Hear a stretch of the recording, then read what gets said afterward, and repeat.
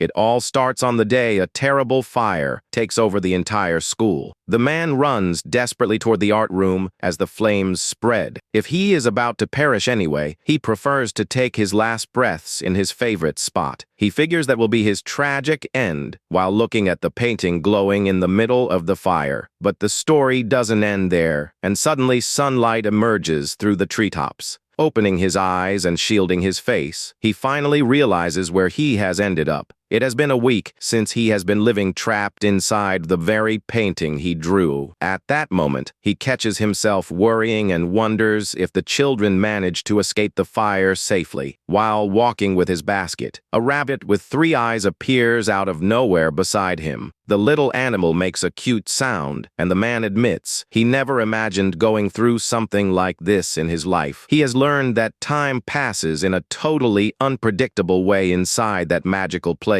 Because of this, he doesn't even know for sure how long he has actually been in there. But as the days pass, he manages to figure out some basic rules about that painting. The first rule is that he can use a paintbrush to draw whatever he wants on the canvas. Absolutely everything he draws there becomes truly real in the world. By painting some apples, they come to life and start rolling from the easel onto the floor. Drawing sacks of salt, pots, or flowers makes all these items appear perfectly. With this, he finally celebrates being free from having to spend money on food. However, this ability has a very clear limit and simply doesn't work for creating people. Any human drawn just becomes a lifeless body incapable of actually breathing. He even feels relieved not to have a scary power that would get in the way of his peaceful life as a simple peasant. The second rule is that he can interact with the outside world through the frame attached to the tree. Since it was possible to look out, he took a peek outside and discovered that 30 years had already passed. The world outside has changed completely, and they are now in the 31st year of purification. In this, several hunters attack with magic, ordering everyone to unleash their full power. The archer prepares a powerful magical shot, wanting to wipe the enemy off the face of the earth. A giant monster made of flames is hit squarely by the energy attacks. Lightning and magical explosions take over the battlefield, destroying everything around. Observing all that destruction from afar, the man prefers to calmly continue eating. He doesn't have the courage to live in a society full of monsters and decides to return to his frame. The third rule shows that the forest ecosystem in that place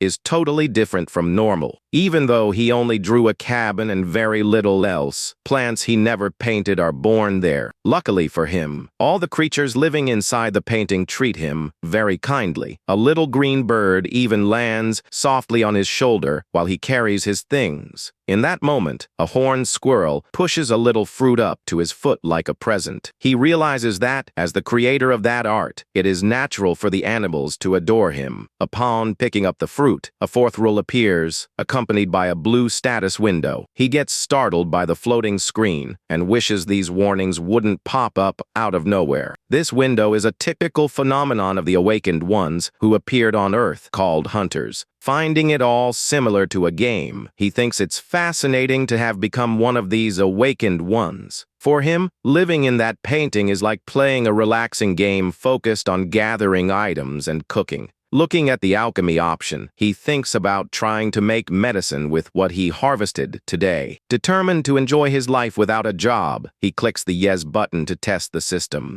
Being able to just eat and sleep without worrying about a formal job makes him very happy. He prepares fried sweet potato with honey for lunch, keeping the cabin always stocked. With the pantry full of fresh food, he lives comfortably, enjoying every meal. This is a peace he could never feel when he worked exhaustively as a teacher. He truly loves this quiet life while softly observing the frame on the tree. But suddenly, a strange noise coming from the entrance of the painting catches his full attention. Looking at the frame, he notices something is happening in the art room of the outside world. The final rule reveals what really happened to the man after the school fire. The painting remained intact, hanging on the wall of the totally destroyed art room. The man named Gio ended up becoming part of the very painting he created. He remained calm and silent inside the illustration without caring about the world. Suddenly, a dark energy starts moving around his eyes. A mysterious black smoke spreads and envelops the entire structure of the frame. The gloomy aura takes over the whole space, creating a quite mysterious mood. Gio lets out a long sigh as the artwork officially receives the name, The Portrait of Gio. Curious, he decides to peek through the dark hallway outside to see what happened. Seeing nothing out of the ordinary, he thinks it was just some wild animal passing by. Drops of dark paint drip down the frame, closing up again right after. Calmly, Gio decides to return to his verdant sanctuary, carrying his flower pot. He loved that sanctuary and spent his days preparing new dishes and cooking.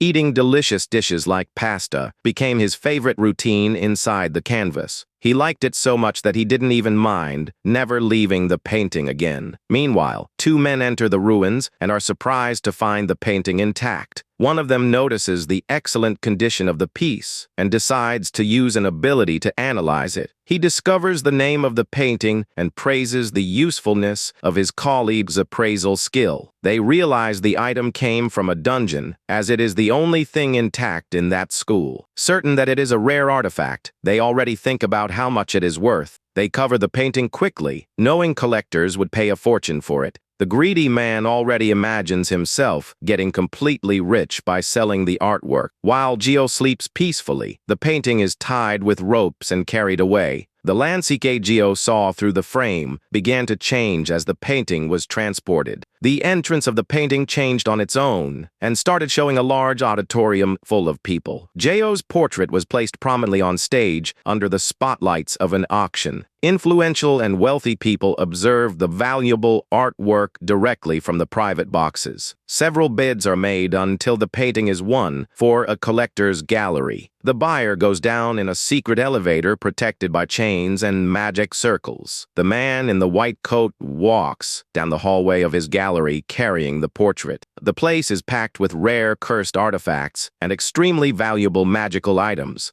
Upon reaching the grand hall, he holds Gio's painting with immense admiration. With great care and pride, he hangs the painting in a prominent spot on the wall. He admires the beauty of the artwork, feeling extremely satisfied with the new acquisition. That is Bisabio, the master of the Collectors Guild and an S-rank hunter. Just before this, he was in his office talking to his assistant. The assistant was questioning if the master wasn't exaggerating his spending on collections. Bisabio cleans the painting and retorts that forbidding a collector from collecting is absurd. He considers this criticism an offense and prefers to proudly admire his new portrait. Very rich, he mocks, saying he uses his own money to buy whatever he wants. He reveals that this piece was so coveted that even the president of the association wanted it. It all started with the cataclysm of 31 years ago that destroyed the cities. Dimensions clashed, creating dungeons from which monsters and terrible divinities emerged. In that moment of chaos, humanity was on the verge of extinction.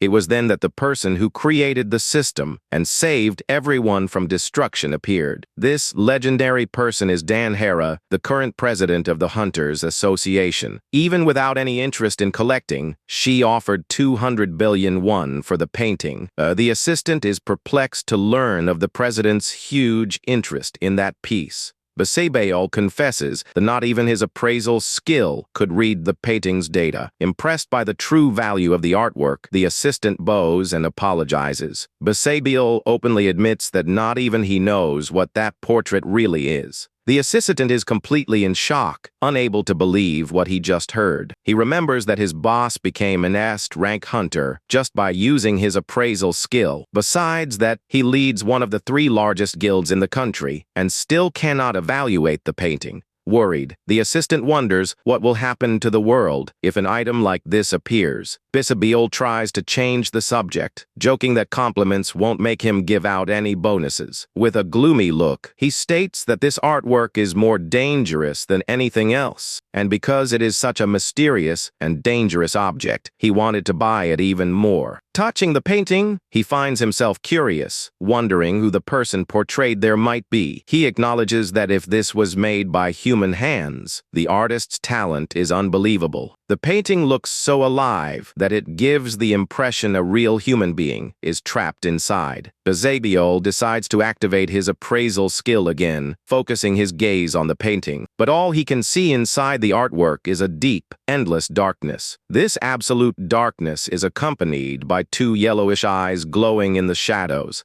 The vision expands, showing something so deep and colorful that it resembles the cosmos itself. The image returns to Gio's serene face inside his painting. Bisabiol freaks out with joy upon confirming that he found a piece even his eyes cannot evaluate. He celebrates euphorically, knowing it is impossible for this to be just an ordinary painting. Meanwhile, inside the painting, Gio hears the loud laughter echoing and gets startled. The man becomes completely terrified, not understanding what is happening on the other side. He holds his chest in fear, admitting he never expected to feel his life in danger in the cabin. Although the outside landscape had been changing, he never imagined anyone would speak to him. Through the frame, Bisabiol knocks softly and asks if the teacher can hear him. The man invites Gio to chat, but Gio immediately rejects the idea in his mind. Peeking through the opening, Gio notices the painting has been placed in a very luxurious gallery. He gets worried remembering that this frame is his only exit to the world. Gio imagines that if he leaves there in the middle of the gallery, he could be arrested for trespassing. He even fears being burned alive because they might think he is a ghost trapped in the painting. Outside, Bisabiol wonders if he was too rude and concludes the man doesn't want to talk yet. He says goodbye cheerfully, promising to return the next day to chat again. Hearing that, Gio holds his head in despair, not wanting to believe he will come back. To try to calm down, Gio starts his day by preparing a very well-made breakfast. Since the flowers and fruits dried well, he decides to make a special dessert tea. He organizes the red petals and the dried herbs he saved with care. It is at that moment he realizes he still doesn't have a proper tea set. No problem at all. He sits at the easel and starts drawing teapots and cups on the canvas. The drawn teapot materializes, and he pulls it out of the canvas with his own hands. Gio holds the new container, happy to be able to create his utensils so easily. He pours himself a steaming hot cup using the petal tea he just made. Taking a smooth sip, he enjoys the relaxing drink to forget his problems. The blue tea glows on the counter, and Gio praises the incredible flavor of his creation. The system warns that forest butterfly tea improves immunity and blood clotting. Sitting on the sofa, he reflects that there is no way to test these benefits in his current body. Ever since he fell into the painting, he realized he no longer has human physical needs. He can walk, eat, and sleep normally, but everything works in a different way. Gio feels neither cold nor heat, and therefore has never sweated at all since. To top it off, he doesn't even need to use the bathroom for anything in his routine. Looking at his reflection in the teacup, he thinks he has become a highly evolved being in the painting. He celebrates not having to clean bathrooms, but soon remembers his real problem. At that instant, Bisabiol's voice calling for him echoes again through the painting's window.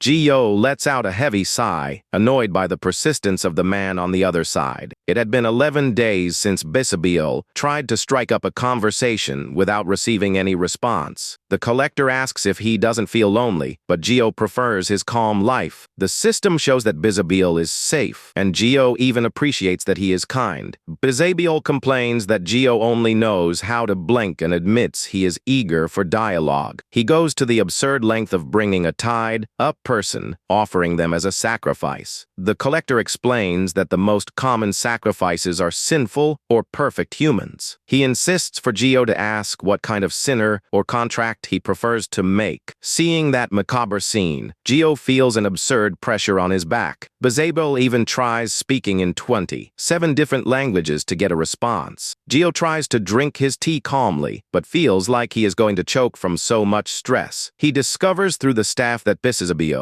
is one of the richest businessmen in the country. The collector insists once more, asking if he really doesn't want to talk. Jae-oh keeps playing dead and stays perfectly motionless in the illustration. Bazebo gives a mysterious smile and warns he will return at another time. Finally, the man walks away and strolls down the long hallways of the gallery. Jae-oh feels that Bizabield is not a bad person and holds no resentment toward him. Being very introverted, Jae-oh gets completely exhausted with so many interactions. He puts his items away, hoping the collector's enthusiasm will pass soon. Picking up a bag of flour, Jae-oh decides to focus his mind on preparing a recipe. He sifts the flour, thinking about eventually trying to talk to the man. Jae-oh fears the collector might decide to burn the painting if he keeps ignoring him. Mixing the dough, he worries about the fate of the painted world if the painting is destroyed. Not wanting to turn to ashes, Jae-oh grabs an hourglass to control the oven timer. He bakes his cookies, knowing he needs to regain control of his entrance. The hourglass empties while in the real world the elevator reaches the 5th basement. A curator in a suit steps out of the elevator in the middle of the night to do her patrol. She checks the temperature and humidity of the room, noting that everything is normal. Walking through the hallways, she goes to inspect the portrait of Jae-oh personally. Arriving there, she gets startled to see that the portrait has changed to the image of a cabin. The curator finds the change very strange, as she was sure it was a portrait. Suddenly, a freezing chill takes over the staff member's entire body. Terrified, she turns around quickly upon feeling a scary presence behind her. The dark gallery is taken over by an extremely gloomy and tense mood. A figure covered in a dark hood appears right beside her, saying hello. The shadowy figure holds a teacup and asks delicately if she wants to chat. The curator drops her clipboard and pen on the floor out of sheer terror. The scene changes to the imposing building of the Collectors Guild in the city center. The restricted gallery houses hundreds of licensed curators and select clients. A silver-haired man walks elegantly, carrying a briefcase. He arrives in front of the elevator to go down to the underground floors. Pressing the button, he hears strange comments about the appearance of a ghost. An employee approaches the mysterious man to pass on urgent reports.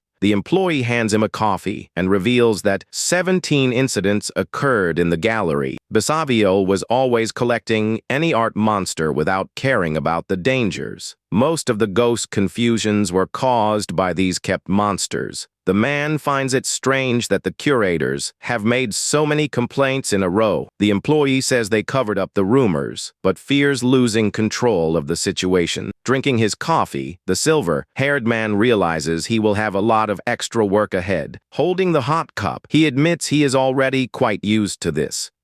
Rank Hunter Yu Sung Woon drinks his coffee and calmly asks what they need him to do at the moment. The young employee smiles in relief and praises the hunter, saying he truly is someone very reliable for the job. The guy suggests he take the role of administrative manager, but the hunter just thanks him awkwardly for the invitation. The guy remembers he used to be the leader of the association's research team, and Sung Woon confirms the information. He tells that he received many looks of discontent and judgment when he decided to leave that important association. The hunter confesses he prefers not to draw attention, and the employee agrees not to push the subject. The guy says rumors about trouble in the gallery would be bad and therefore he is already preparing some countermeasures. He hands over a report with all the data and accounts collected about the recent appearance of that ghost. The document details the witness information and describes the ghost as someone tall, in a black cape, with very fair skin. The report even includes a drawing of the ghost's face, which was described as an extremely handsome man by the people. Besides that, the data shows it is almost impossible to look him in the eyes, and that he moves without making any sound when walking. Sung Woon analyzes the consistent information and notes that the mysterious monster does not seem to have any intention of hiding. The young employee nods while admitting that the whole situation really is very strange to understand. The The hunter thinks it bizarre that the monster appears so much without ever having hurt or caused any harm to a human being. This breaks the pattern, since all creatures from other dimensions have always shown a lot of hostility against people. If such a peaceful monster existed in the real world, it would surely have already become the main news in the media. In fact, it would probably be locked away by the association to serve as a guinea pig in secret scientific experiments. The hunter then points indignantly to a part of the report stating that the ghost usually delivers gifts to people.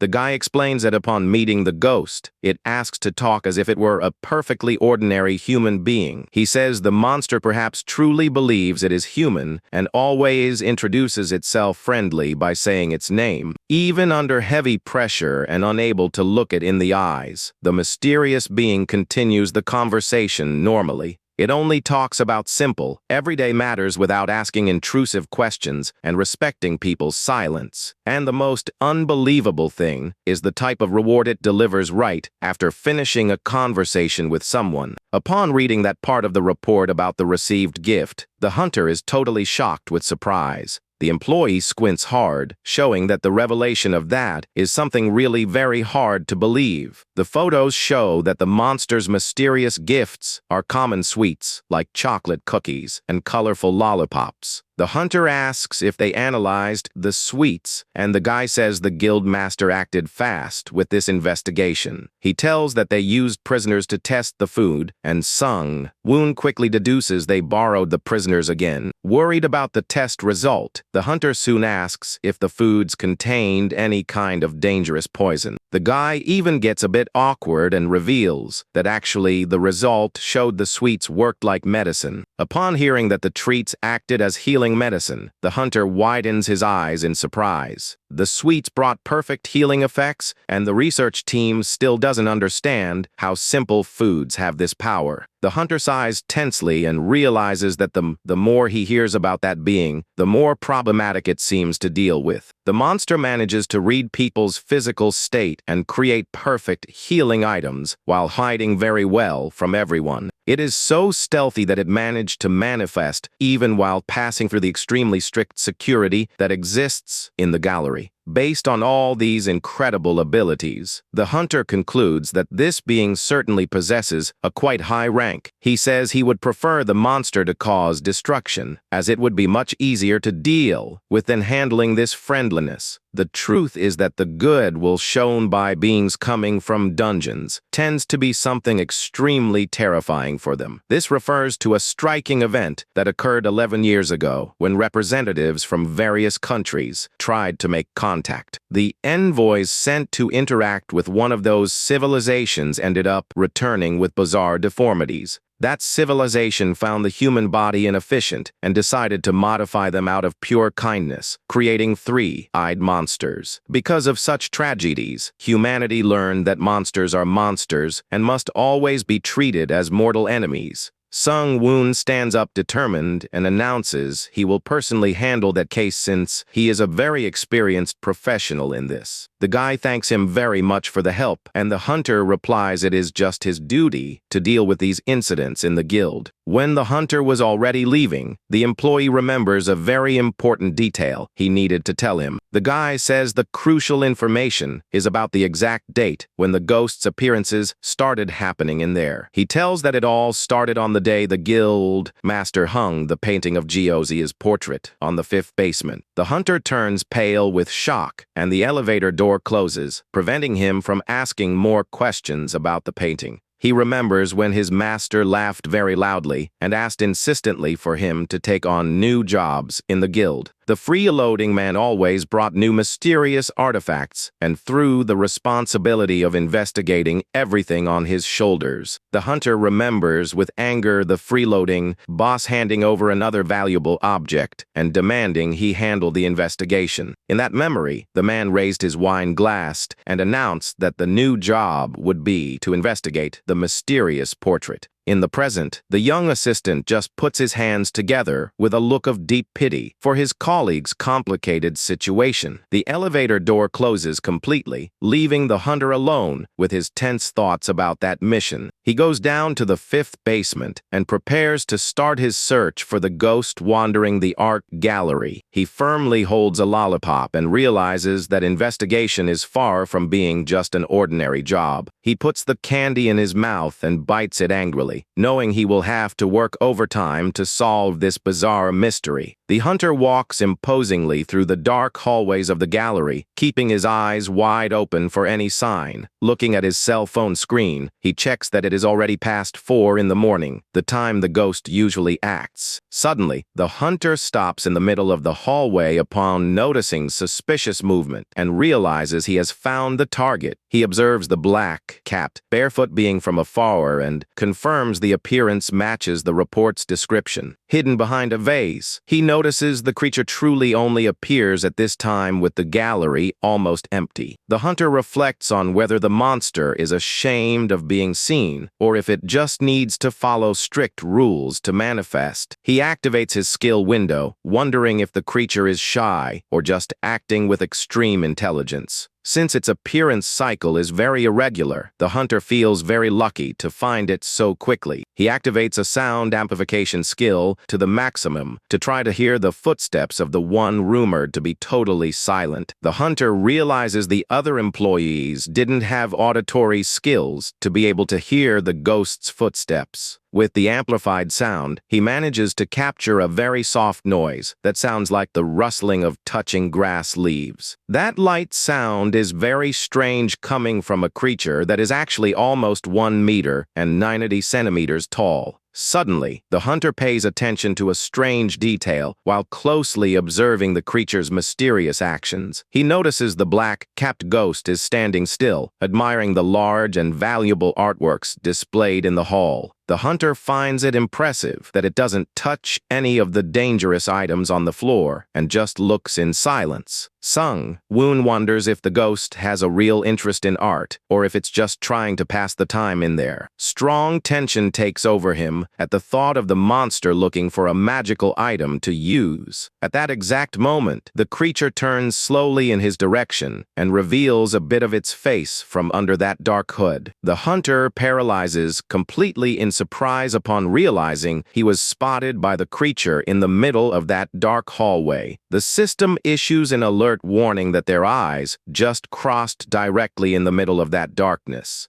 A bizarre and scary vision of the ghost with completely darkened eyes appears before the hunter at that instant. Suddenly, a shockwave hits Sung-woon, making him fall to his knees without strength on the art gallery floor. He feels a bizarre dizziness and faces a dark, mysterious vortex opening right in front of his entire vision. He describes that phenomenon as a deep, boundless darkness, but one that in some bizarre way emits a lot of brightness. At the bottom of that frighteningly dark whirlpool, he feels there is something gigantic and extremely powerful hidden. 2 large red eyes glow at the bottom of the abyss, emanating a scary presence that causes overwhelming fear in him. The hunter extends his hand, sweating out of sheer terror upon feeling that absurd pressure crushing his mind mercilessly. Coming to his senses, he looks around scared and notices the mysterious creature has completely disappeared from the hall. He breathes with extreme difficulty and tries to recover from that terrible scare that almost made him lose consciousness there. Without wasting time, he gets up quickly from the cold floor and starts running toward the exit of that dangerous floor. He runs desperately through the dark hallways, wanting to get out of there as fast as possible after that macabre encounter. He runs past the hallway and doesn't even notice he just walked right in front of Gio's mysterious portrait on the wall. Gio's portrait remains perfectly motionless inside its golden frame without showing any apparent change. The hunter bites his lips in frustration upon realizing the creature used that mental trick just to hide. He smiles nervously for fear of having provoked that terrible monster unintentionally during his attempt at investigation. The first day of investigation about Gio's portrait ends in an extremely tense and dangerous way for him. Inside the painting, Gio falls to his knees on the forest floor and sighs in relief. After going through such a big scare, he wonders intriguingly about the reason that mysterious man was hiding behind the pillar observing his steps. Gio puts his hand on his mouth thoughtfully, considering the possibility that the man hid, because he was very scared of him. He remembers that all the employees he has met until today ran away desperately without even looking back. Looking at the frame, he notices the man has already left and wonders if it looked like he himself ran away scared from there. Sitting on the grass, he decides to focus on looking harmless to prevent new misunderstandings from worsening his current situation. The cute three-eyed rabbit approaches him affectionately while he rests from all that commotion of the outside world. He remains reflective, thinking if that mysterious man who was hiding will return at some other time. He has a strong hunch that they will meet again. While trying to reach a little animal in the grass, Gio complains friendly because the animals come very close, but always run away the instant he tries to touch them. The man clenches his fist, thinking it would be incredible to have a real pet, to be able to hug whenever he wanted. Suddenly, a brilliant idea pops into his mind, and his eyes sparkle with huge excitement at the new possibility. He looks directly at the blank canvas of his easel, knowing exactly what he needs to draw from now on. Meanwhile, in the real world, the second day of investigation about Gio's portrait begins officially in the large gallery. Sung-woon lets out a tense sigh as he gets close to the painting, feeling nervousness take over his entire body again. The hunter stands in absolute silence, staring at Gio's golden painting hanging on the luxurious wall of the hall. He feels relief seeing the creature didn't completely hide and decides that now the real work is about to begin. The hunter knows very well that portrait hides an absurd power that proves it is not a common dungeon monster. He recognizes that from now on his main goal is to discover and follow the rules of that strange living painting. He wants to uncover the true nature of the creature and understand if it can truly coexist in peace with humans. The hunter confesses mentally that just standing before the painting and staring at it drains all the strength from his body. In human history, there are some types of legendary monsters that require total understanding of their past to be defeated. Since there was no guarantee of immediate victory, humanity needed to study these creatures to manage to survive in the world. Suddenly, Gio's voice echoes from inside the painting, asking the classic question of whether the man would like to chat with him. The hunter takes a deep breath and replies with a polite smile, saying he would love to chat with the creature at that moment.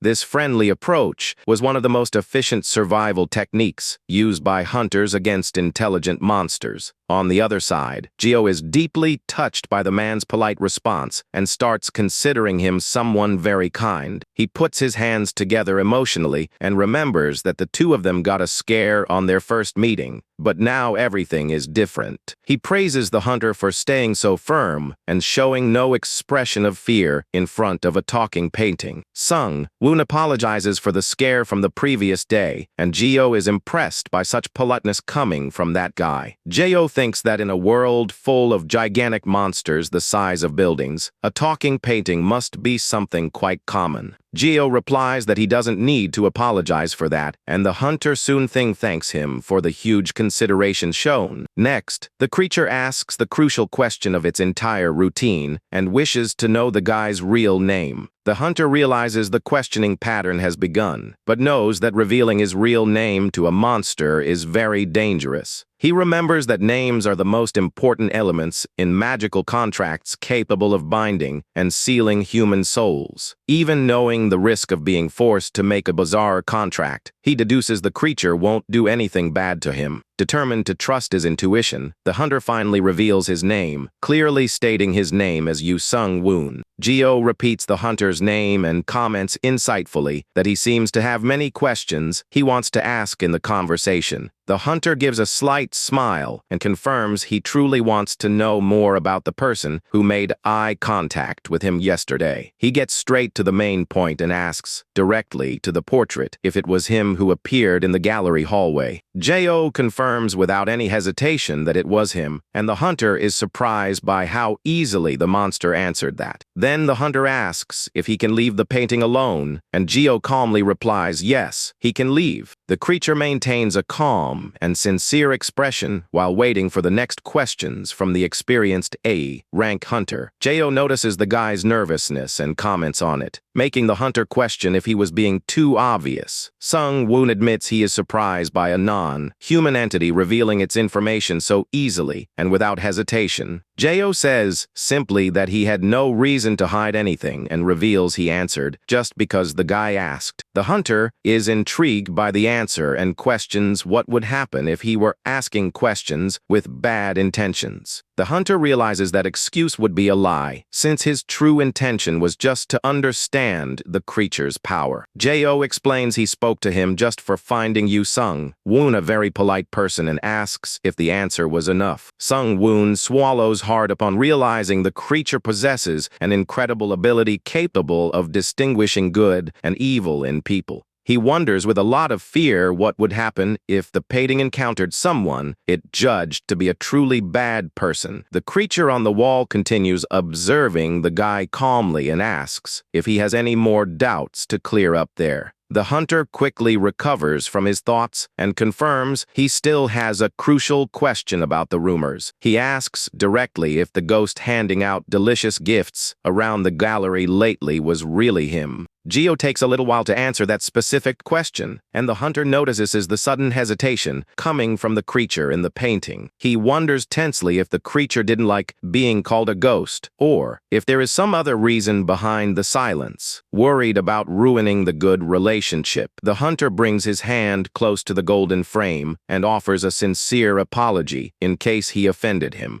Jo confesses he understands people's fear, since a talking painting certainly seems like something haunted by a ghost. However, the creature pauses thoughtfully for a moment while trying to explain a very important fact about his life. He reveals calmly from inside the painting that actually he never really died at all at any moment. The hunter gets confused by the answer, if there is a special reason for him wandering the hallways there. Jo explains he was very curious to know the place where he was, since he suddenly ended up becoming a living painting. He tells that the rare and beautiful works of art displayed in that luxurious gallery caught his attention a lot. Besides that, he felt a lot of curiosity to know what the people working there were like and what kind of life they lived. He wanted to discover the names and tastes of each employee, even living in a world that has changed so much over the years. He vents by saying that when one is alone, it is natural to look for someone to talk to and maintain an active social life. The hunter listens to that apathetic tone of voice and reflects that showing interest in humans is a very common behavior. The creature adds that it is even better to chat when finding an extremely polite person like the hunter. The hunter lets out a slight smile and comments in a relaxed way that he must really like polite people. Jo comments that he prefers talking to the employees rather than the red-haired boss, and the hunter quickly catches on to who it is. The monster from the painting comments with a discouraged expression that the guild master actually talks too much during the day. He explains that the guild master talks so much that it becomes almost impossible to manage to respond to any comment. Upon hearing that his freeloading master managed to irritate even the ghost, the hunter has to make a great effort not to laugh. The hunter finally understands why Jo refused to talk to the master for considering him someone extremely rude. Sung-woon apologizes for the boss's eccentric behavior, and Jo replies understandingly that it is all fine. The hunter reflects that Jo is not hostile to rude people and is impressed by his calm in front of an S-rank hunter. Observing the mysterious painting, he finds himself increasingly curious to discover who that man in the painting really is. Jo breaks the brief moment of silence and calmly asks if the guy still has any other doubt to clear up. The hunter asks if Jo can see the outside, even when the painting appears with its eyes closed on the wall. He wants to know if the monster spent all the time secretly observing their routine from inside that golden frame. Gio explains he only looked from time to time because he thought it was fun to see the scenery move like a bus window. He reveals that the painting only truly opens its eyes when he feels the desire to communicate directly with the outside. At other times, the painting always remains with its eyes closed, and he just observes the outside safely. Sung Woon listens to all that explanation with quite a lot of attention while trying to decipher the true nature of the monster. The hunter agrees that living trapped inside a golden frame shouldn't leave many options besides observing people. He lets out a brief comment agreeing with the monster while trying to stay calm despite all the tension of the conversation. The hunter notices a bizarre fact and notes that the real attraction there is not the painting, but the humans on the outside. The hunter scratches his head, laughing a bit awkwardly, and confesses Gio's direct honesty surprised him a lot. Gio retorts calmly, saying he was just trying to follow the rules of etiquette expected in a conversation. The creature adds that being a human being, it is his natural duty to always maintain good manners with other individuals. The experienced hunter gives a friendly smile and admits there was a surprisingly pleasant conversation to have. With this, the second day of investigation about Gio's mysterious portrait finally comes to an end with great discoveries. Time passes, and the hunter's cell phone screen shows it is already 9 in the morning at the start of a new workday. Suddenly, the office doors are pushed open forcefully, and the hunter shouts desperately, warning that it is dangerous. The guildmaster appears sitting calmly at his desk, taking a sip of tea without showing any real worry. The boss gives one of his typical mocking smiles and calmly asks, what could be so dangerous as to make him tense? Sung Woon walks hurriedly toward the desk and states firmly that the big danger is related to Gio's portrait. He explains that that being is different from all the friendly, suffocating monsters they have ever seen in the world. The hunter highlights that the most important and bizarre detail of all is that the creature truly sees itself as a human being. He says he doesn't know if the monster is pretending or truly believes it, but warns that these cases tend to look peaceful. However, should any problem or disagreement happen, the final consequences can be unimaginably catastrophic. He warns that the monster judges people under its own criteria and fears what its reaction will be upon encountering someone bad. The hunter suggests sending the painting for research at the association, but gives up quickly upon noticing his master's greedy smile. The master says the artwork seems very kind and orders the hunter to keep talking to introduce him to it later. The freeloading master says it would be a huge shame to be ignored again and demands he find out what the creature likes. The hunter lets out a long, tired sigh, but accepts the bizarre mission, remembering that this is, after all, his job. The boss laughs out loud, praising the employee's cynicism, and the hunter retorts that he only hires people with that profile. The master of the Collectors Guild had the habit of collecting not only rare objects, but also the most competent people he himself trained and hired. He chose only high-level hunters, and therefore it was impressive how the mere presence of that monster managed to pressure and confuse such strong minds. All that mental pressure served only to prove how immensely powerful and out of the ordinary Gio's soul was. The hunter warns he will keep sending reports, but warns it will be very difficult to discover Gio's true nature in such a short time. The boss just tells him to leave, while the hunter thinks if his crazy master is trying to bring the end of the world to Earth. In this, the third day of investigation, an exploration of Gio's mysterious portrait arrives at the gallery. Sitting in his chair, the hunter strikes up a conversation with the painting and asks if he doesn't feel lonely living in that isolated place. From inside his golden frame, Gio's painting replies directly, saying he doesn't feel loneliness there. The hunter gives a polite smile and apologizes in case that was a very intrusive or uncomfortable question for him. He explains he thought that because only employees go down there and imagined the desire to go out to look around came from a feeling of loneliness. Gio says he prefers places without people and is fine, but the hunter asks if he feels uncomfortable talking to him. The creature denies it and explains he has talked so much in his past that he always dreamed of a future where he wouldn't have to say a single word. He always wanted to be in a calm place where he wasn't forced to chat too much with other people around him. A tranquil refuge where he wouldn't need to feel trapped or tied to tiring day-to-day obligations. And especially a space where he wouldn't need to worry or carry burdens that were too heavy on his back. Geo reveals he always desired such a place, and that magical forest inside the painting meets his wish perfectly. The hunter hears that very surprised and asks directly if he was a real human being before ending up in there. Geo affirms with all calm that he is still a human, and the hunter quickly apologizes, all flustered by his question. The guy clarifies he was asking if he was an ordinary human who didn't get trapped in paintings, and Geo confirms yes. The hunter reflects that humanoid monsters in the world are usually divided into two very distinct categories of origin. The first category includes those beings born as pure monsters, but who evolved to assume a human appearance. And the second category encompasses people who started as humans, but at some point ended up transforming into monsters. He notices Geo belongs to this second group, and that is why he makes a point of continuing to call himself a human being.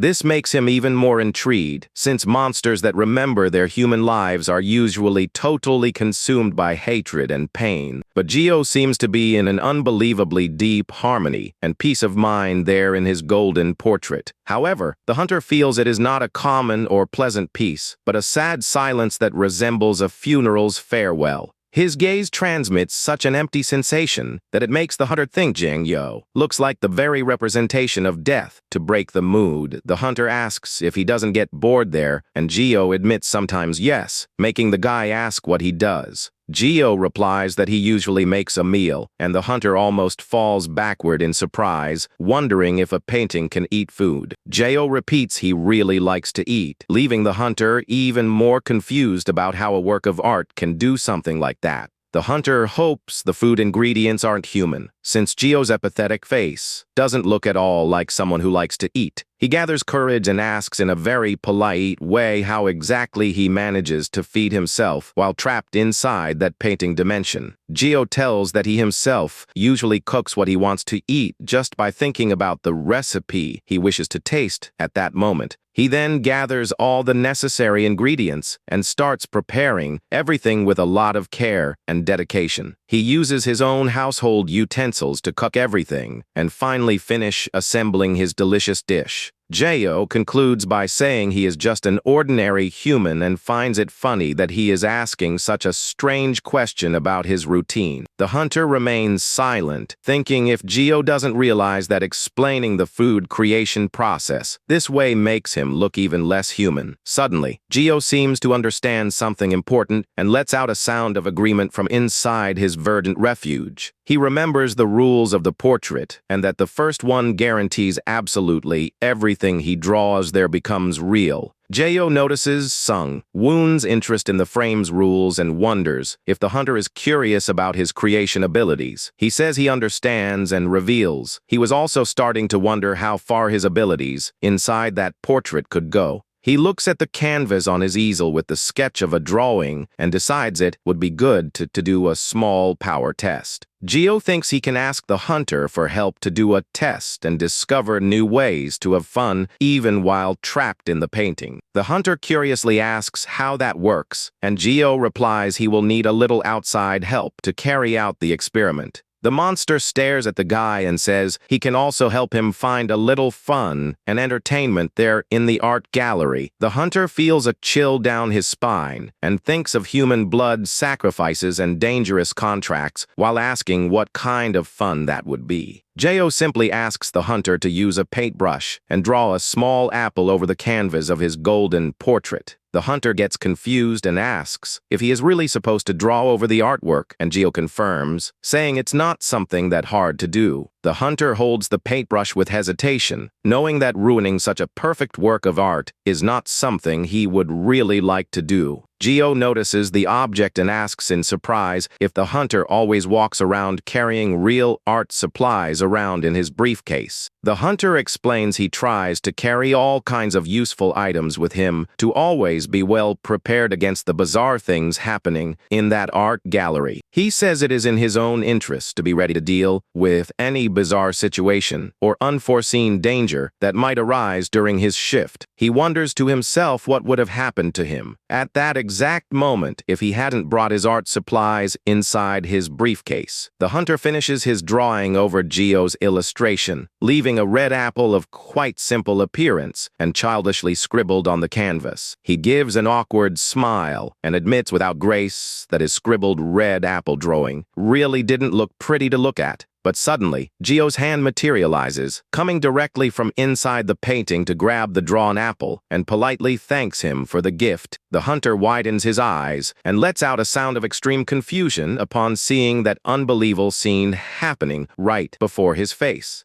Back in the refuge, the man takes a big bite out of the scribbled apple, making a loud chewing sound echo throughout the hall space. The hunter is completely paralyzed with terror, while his mind tries to process the fact the creature is really doing something bizarre. He stares at the bitten apple and realizes in absolute shock that the monster inside the painting really ate the drawing he just made on the canvas. The guy trembles with dread, unable to look away upon noting the creature actually devoured the fruit he drew himself with ordinary paint. He starts sweating coldly, and his mouth drops open in utter astonishment at that unbelievable situation defying any known logic in the world. The hunter confesses mentally that in his entire professional life he had never seen or heard of such an absurd and scary phenomenon as this. Geo continues savoring the snack calmly and praises the fruit, saying it is very tasty, ripe, and has a truly wonderful aroma. The guy looks at his paintbrush, confused, thinking he used only cheap paints and wonders how that managed to develop a real fruit aroma and taste. Geo explains that being a human living inside a painting, he manages to accomplish an infinity of incredible things from inside that magical canvas. He reveals that on days when he is too lazy to cook, he just draws a ready meal on the canvas to be able to enjoy it without having any work. The hunter swallows hard in pure dread, knowing no ordinary human being in the world would be capable of performing such an absurd miracle. Geo notices the guy's startled reaction and asks very calmly and friendly if he finds all his creation ability fascinating. The hunter replies yes, and Geo thanks him, warning he wants to return the great favor the guy did by drawing that apple as a gift for him. The guy gets tense, wondering what the creature plans to do now to pay back that favor, and fears something even more bizarre is about to happen. Geo thinks the hunter is a very kind person for having agreed to draw the apple even when a stranger from inside a painting asked for it out of nowhere. He remembers when he started exploring the painting's limits and decided to draw several different gemstones to test his creation abilities.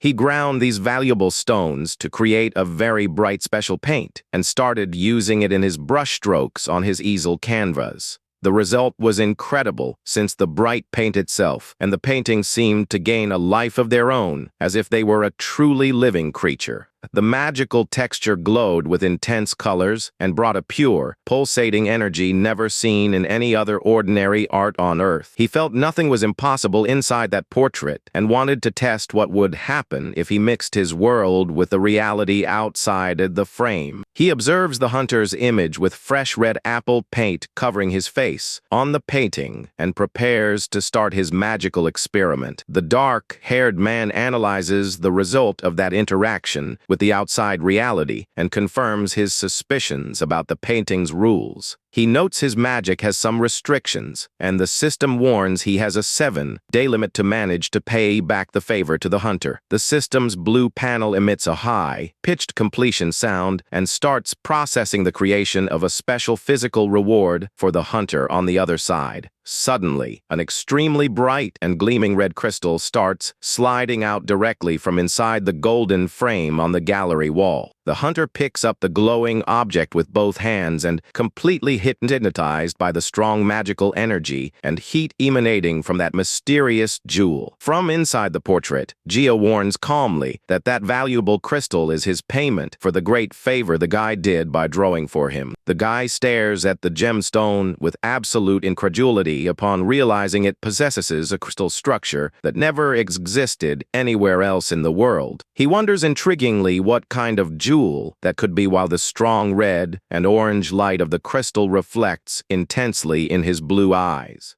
Jo replies simply that he doesn't know the name, but explains the jewel must have come from a place so deep and hot inside the earth that it radiates heat. He says the jewel rested near a planet's heart, and its strong heat perhaps comes from the fact that it resembles a great friend he had in the past. A gloomy vision of a silhouette full of scary eyes holding the gleaming crystal crosses the guy's mind at that exact moment of silence. The hunter concludes with certainty that that living painting is indeed not an ordinary monster, and thus the third day of exploring the portrait is successfully finalized. Back in the office, the guild master holds the crystal with a protective cloth and repeats thoughtfully the words about the origin the hunter told him. The hunter confirms very seriously that that is the only logical conclusion he managed to draw based on all his observations and collected data. Such an origin is described as a transcendental entity responsible for governing the balance of the universe across all dimensions and dictating the rules of life. It functions as an absolute system that dictates everything and is considered by many as the true god of all gods existing out there. The dungeons that appeared on Earth 30 years ago were actually pieces of new dimensions born from a pulsation of this powerful divine force. It is from these dimensional rifts that monsters emerge into the world, and this is the only absolute truth known by the legends called gardeners. The hunter explains that while ordinary monsters come from normal dungeons, a child of the origin is born directly from the very creative source of all things. He says the two types of beings have totally different natures, but states Geo proved to be someone very different from absolutely all of them. The guild master gives one of his smiles of pure interest upon hearing that revelation and asks the hunter to keep talking about the monster's abilities. The hunter reveals that Geo managed to create a small living water creature totally independent of himself, and with this, the sixth day of exploring the portrait begins. The hunter looks extremely thoughtful as he walks back through the hall, carrying his work briefcase. Jo proudly presents the little creations, saying they are his new family, and confesses he found it a lot of fun creating several of them. The tiny blue birds made of water fly happily and full of sparkle through the trees and lakes inside the portrait's dimension. The guy stares at the small creatures flying and asks in surprise if the man really drew and painted all of them alone with his own hands. Geo confirms, saying he has created about 100 of them, and jokes that they would be way too noisy if they had real vocal cords. He tells that sometimes all the little aquatic creatures gather in one single place to form a beautiful crystal, clear pond in the forest. They also love to decorate themselves by placing tiny red berries inside their bodies, and each of them has a very unique and fun taste. The hunter listens to all of that in absolute silence, while an extremely serious and thoughtful expression takes over his entire face. He notices that Geo talks about the creatures as if they were real living beings and wonders if those water birds have actual souls inside their bodies. The man from inside the golden portrait just looks away thoughtfully and murmurs that he also has his doubts about this mystery of souls. The hunter remembers that the children of origin, created by normal dungeons, do not possess their own ego and would never be able to maintain a complex conversation like that. He realizes that Geo is at the same time a living painting and a human being perfectly capable of affecting reality itself outside the golden frame. The guy feels no kind of divine presence coming from the man, which guarantees that Geo is certainly not a true deity or a real god. The hunter gets straight to the point and asks if with his art he would be able to paint a destiny, past memories, or even create a real human person. The hunter reflects that if Geo truly possesses this level of absolute power on his own, then his true nature is something scary for humanity.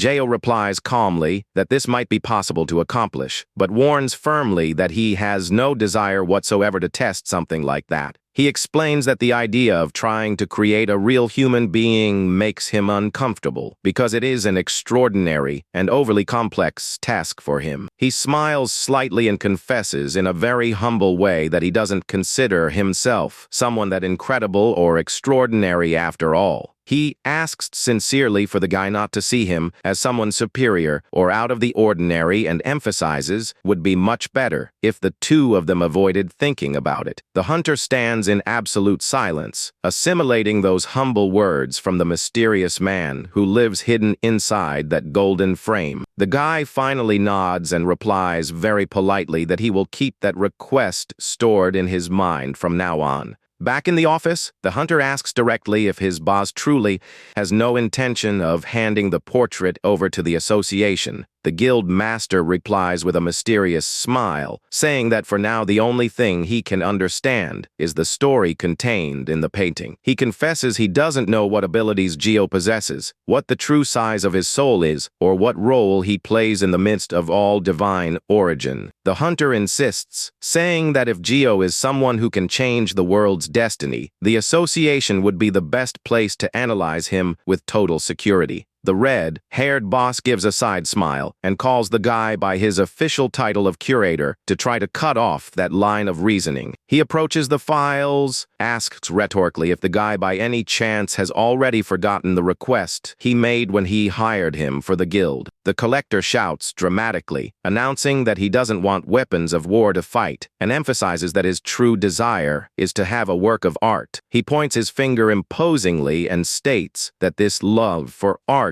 was the sole reason for him to have founded that entire immense hunters guild. The boss walks toward the window and warns mockingly that as a hunter he has no pride at all, but rather enormous determination as a great artist. He explains that no true collector expects a masterpiece to serve merely as a simple amulet to ward off bad spirits from people. True art lovers care solely about the deep and mysterious story the painter managed to leave printed on the painting's canvas. The guildmaster confesses with passion that his only desire in life is to manage to preserve this marvelous story with his own hands. He turns around with a bright and insane look and warns that human curiosity is so strong that simply no one in the world will be able to stop it. The scene changes back to the large dark gallery, where Geo's golden portrait continues hanging imposingly on the hall's prominent wall. The guild master comments that the painting is like a natural disaster that somehow manages to communicate friendly with human beings. Meanwhile, inside the painting, Geo uses the magical energy of the colorful crystals to mold small doff spheres on his kitchen table. The guild master praises the guy, saying that finding such a docile and friendly creature in the world is the equivalent of witnessing an impossible miracle. He says that no matter what the monster's true nature is, they must never make the foolishness of throwing away an opportunity like this. He remembers that from the moment the painting appeared at the auction, its inevitable destiny would be to become known and coveted by the whole world. The hunter soon deduces the master acted fast and bought the painting just to prevent other people from causing a terrible catastrophe with it. The guild master confirms the guy's suspicion with a slight mocking smile and comments that he tends to see things far beyond what others see. He says that if the monster inside the painting truly believes it is an ordinary human, then humanity should treat it in that exact same way. Inside his refuge, Geo prepares his dawes with a lot of calm and care, having no idea of all the discussions happening on the outside. He affectionately stares at one of his small magical water creations, which now glows with an intense yellow color and emits a friendly sound to him. The hunter comments shocked that Geo's power level is completely off the charts, but the master retorts saying he needs to think much higher. The guy insists in his defense, saying Geo is a truly good and kind person who shows no intention of hurting anyone on the outside. The guild master starts laughing happily upon hearing that and comments that Geo is someone who detests being bothered, but incredibly never holds a grudge. An image of Gio's peaceful cabin appears on the screen while the boss reflects on how good a person needs to be to never feel anger at anyone. He concludes by saying Gio is an extremely polite man and that his only real fear in the world is ending up hurting other people outside the frame. The hunter gets confused upon learning about that fear and thinks that for such a powerful being, hurting humans would be less important than stepping on an ant. The boss insists the man in the painting is very kind, but the hunter retorts by reminding him that he has never even talked to Gio a single time. The rank collector boasts, saying that this is the perception level of a leader and that he manages to understand all this just by making eye contact once. The hunter is instructed by the boss not to investigate Gio's thoughts, so as not to irritate him, and must just be a good conversation partner for the man. He adds that the guy should take the painting out for a walk outside from time to time, so the man can see a bit of the real world. The hunter is completely perplexed by that unusual order and asks very seriously if his boss is really being serious about this. The boss just makes a gesture with his hand confirming yes, and showing total conviction in his decision regarding the mysterious painting's destiny. The guy walks away carrying his briefcase and thinks he was worrying for nothing about the responsibilities of just being a curator of that guild. The hunter decides he will trust the guild master and prefers to put all his faith in his experienced boss's intuition and judgment. He remembers his boss possesses special rank eyes capable of seeing hidden truths ordinary humans could never see. The boss gives a big confident smile and orders them to offer Gio the best service and care the collector's guild is capable of giving. The hunter walks back to the street in the middle of the starry night, thinking about everything he discovered throughout his long workday. He lets out a relieved sigh and is grateful not to have to hand over an origin, being that communicates so well directly into the hands of the Hunters Association. He knows very well the experiments and research they carry out in that large association are extremely cruel and similar to pure torture. The reason for this worry of his is that Yu Sung, who in the past already worked exercising the important legendary function of a system gardener, an origin being known as a garden chooses a human to take care of it, and whoever accepts this mission ends up dedicating their entire life and effort to this purpose. Since the garden's health state affected the difficulty of the world's dungeons, the gardeners took care of everything with a lot of love and pride in their hearts. With this, it was natural they would develop a very deep affection and curiosity for all origin beings that gave life to the foundation of the gardens. Walking down the sidewalk, the hunter notices a traditional food stand selling piping hot fish-shaped pastries in the middle of winter. He immediately remembers Gio in the golden painting and how the mysterious dark-haired man had commented he really likes to eat a lot. He thinks that if the monster truly believes it is human and all its respect for others comes from this misunderstanding, it would be a good idea to maintain this illusion. The hunter decides he will do everything to preserve this peaceful misunderstanding for as long as possible and prevent the creature from discovering the truth. The next day, the guy returns to the hall with a paper bag of fish pastries in his hand and asks friendly what Gio's real age is. From inside his luxurious golden frame, the man replies with total sincerity, saying he is 29 years old currently. 33-year-old hunter breaks into a broad smile and realizes in surprise that he is actually older than the mysterious creature in the painting. He admits that was something completely unexpected and comments spontaneously that Gio is actually someone incredibly young for his power. Gio jokes that people usually say he looks older, and the hunter apologizes quickly, all flustered, saying he didn't mean to offend him. The guy laughs and thinks he never imagined that such a powerful entity, not even the entire humanity could stop, would be under 30. He says he imagined he was younger, and Gio takes advantage of the relaxed moment to ask what his new conversation partner's real age is. The hunter reveals he is 33 years old, and Gio praises the guy, commenting nicely that he looks much younger than he really is. The guy lets out an awkward laugh and blushes slightly with shyness upon receiving that unexpected compliment from the man inside the golden painting. Gio suggests that because the hunter is older, he no longer longer needs to use such formal and respectful terms during their daily conversations. The guy thanks him and hands over the bag of fish pastries as a gift while thinking about when the best time would be to take the painting out for a walk on the street. Time passes fast, and the gallery screens show they have already reached the 17th day of investigation and daily chats with Gio's portrait. During the chat, the hunter explains that if an individual were considered the very origin of all things existing in the system's vast universe, what people call a garden would be just a minor part of its body, as if it were its own veins, fingernails, heart, or even its eyes. Gio finds all that explanation fantastic, and the guy praises the man, saying he finds his existence equally fascinating and full of mysteries. The hunter tells that a gardener's life is extremely difficult and dangerous for demanding too much of them, and many of his colleagues end up dying early. Gio listens to that revelation with a sad expression from inside the painting and asks docilely if someone is always forced to take on this difficult role.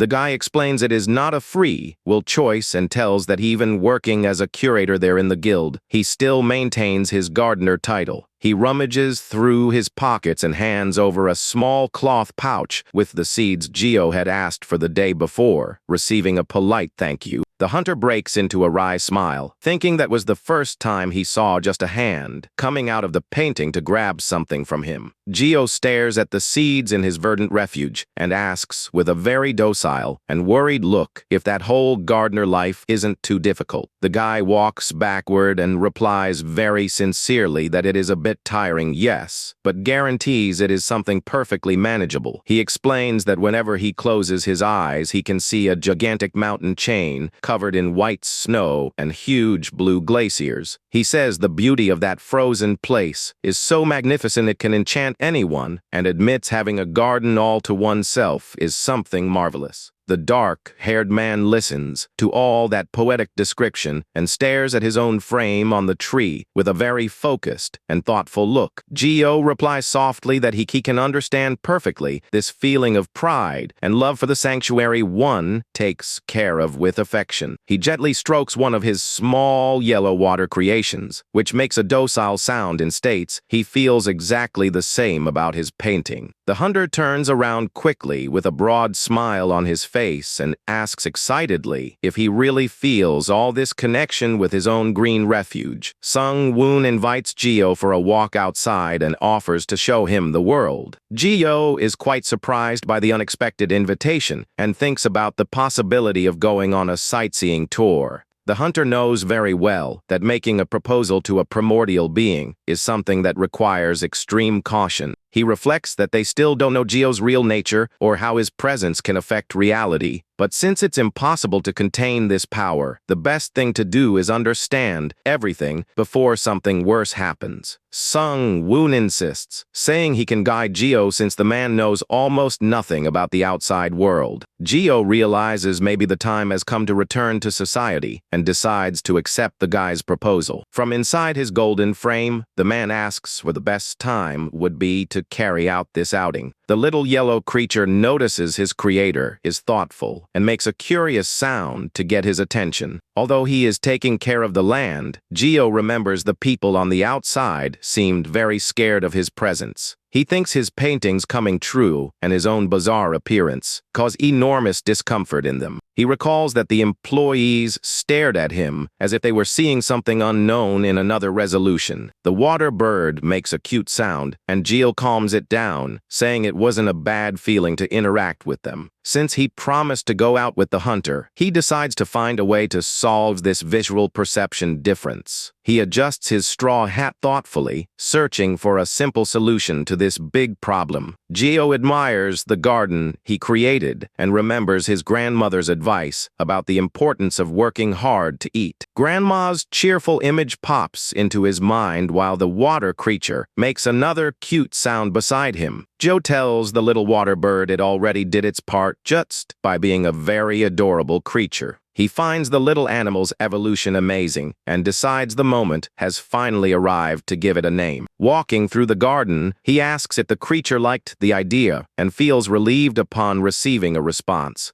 The man looks very affectionately at the small yellow being and prepares to announce his big decision. Stays silent for a few moments, concentrating on choosing the ideal name for his water companion. Geo jokes that sometimes he talks nonsense after seeing the water creature make a very serious expression. He suggests calling the little animal honey because of its yellowish color that resembles quite a bit the sweet tone of honey. Geo thanks the little animal for accepting the name and admires its beautiful wooden house by the lake in the forest. He decides to finish his landscape paintings so he can later manage to enjoy a well-deserved good rest. The talented artist holds the paintbrush firmly, focused on giving the final touches to his new work of art. He makes smooth and precise movements on the canvas, applying dark colors to give life to the huge ocean waves. The paintbrush glides over the painting, mixing shades of blue and green with extreme ease and artistic mastery. At that exact instant, the blue system screen pops up and starts searching for a new available dimension in the world. Several chaotic visions of scary monsters and destruction by fire pass rapidly before the screen. The system emits a sound signal confirming a compatible new dimension was finally found there. The ocean painting on the easel starts glowing intensely, emanating a powerful magical energy through the room. Since he was very tired, Geo keeps sleeping deeply in his wooden bed in a peaceful way. The day dawns calmly around the cabin, and small blue spirits float peacefully over the lake's waters. Geo starts opening his eyes slowly, waking up from his sleep with sunbeams illuminating his face. He gets a big scare upon coming face to face with a huge blue system window asking to read notifications. The man sits on the bed confused, not understanding the reason for receiving so many messages. Right after waking up early, one of the floating screens displays the image of his sea painting with the official title of Breathing Sea. He reads aloud the names given to his paintings, such as Breathing Sea, Animal Kingdom, and Void City. He realizes the automatic system itself decided to give names to the landscapes he finished yesterday. Geo deduces that painting landscapes makes him discover new dimensions and wonders if an ordinary human should do that. The little water bird lands softly on his shoulder, making a friendly sound to greet its creator. With a relaxed smile, he decides not to worry too much about that since he finds the whole process fun. He jokes, poking the little animal, saying the system stole his chance to give bad names to his artworks. But he soon pays attention to the terms compatible host and synchronization described in the floating windows. He clicks the option to learn more, demanding the system explain clearly what that means. The system explains synchronization is a useful tool to help him understand unknown dimensions. The message reveals that among the beings of that dimension, the individual matching Geo was chosen as the host. The text says that with the host's permission, he will be able to borrow his body and soul to travel through the dimension. Geo wonders if the system chose these people simply because they had Geo in some part of their names. He stays thoughtful, analyzing that bizarre list of people while trying to decipher the system's logic. He concludes there must be a much deeper and more important reason than just the similarity of the names. He finds that situation fascinating and realizes his life in the painting will never be boring like before again. But upon looking at the Void City painting, the system warns that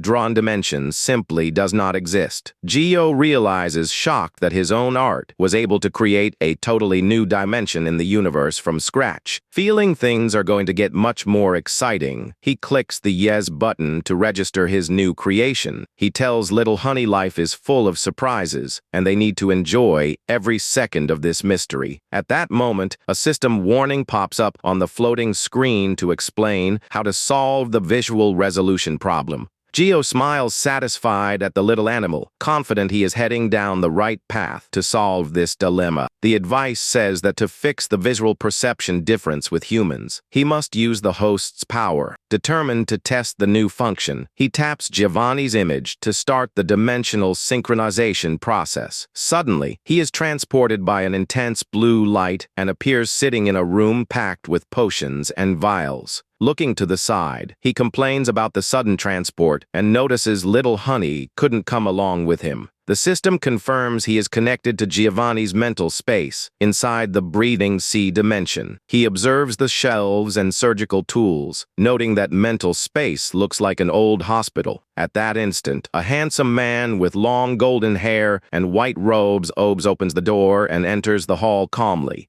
The mysterious man possesses a very serene expression, but also carries a slight melancholy in his gaze. Jayo is quite surprised to come face to face with that very elegant figure standing right before his vision in the room. He greets the man politely and notices that individual's face looks a lot like his own face. With a very warm smile, the blonde introduces himself, revealing his name is Giovanni from the noble house of Bartlin. The dark-cloaked man introduces himself as Gio and realizes he has finally found his compatible person in the location. Jayo comments on the incredible physical similarities and jokes that if he were a foreigner, he would have exactly that appearance. Giovanni smiles friendly and agrees the two of them probably share many other things in common. Jayo looks away a bit awkwardly and admits, sincerely, he cannot smile in such a warm way. He remembers that for not knowing how to smile, the people from his old job thought he had suffered some severe tragedy. Other students even imagined his art teacher hid some kind of dark and dangerous past. But the truth was he was just distracted, thinking anxiously about what he was going to taste for his next dinner. Giovanni finds that worry very cute and promises that from now on the man will be able to smile like he does.